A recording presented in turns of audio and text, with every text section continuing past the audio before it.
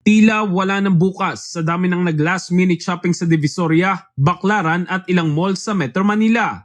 2 araw bago ang Pasko, patuloy ang pagdagsa ng mga mamimili dahil nais nilang makabili ng mga panregalo. Sa isang mall sa Mandaluyong, dagsa ang mga mamimili nitong weekend at ayon sa pamunuan, inaasahan na marami ang magla-last minute shopping ngayong araw pero hindi na kasing dami ng dumagsa gaya kahapon. Sa Baclaran naman, siksikan ang mga mamimili dahil marami ang nais makabili ng mga murang panregalo. Sa kabila ng dami ng mga mamimili, napapailing na lang ang mga nagtitinda dahil pa rin sa tumal ng bentahan. Habang sa Divisoria, marami rin ang nagla-last minute shopping. Simula pa noong December 15, umabot na sa 3 milyon na nagtungo sa Divisoria.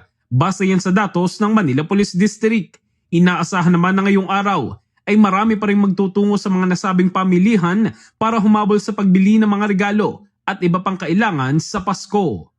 In the heart of changing lives, ito si Brigada Jigo Custodio ng 105.1 Brigada News of Manila, the Music News Authority.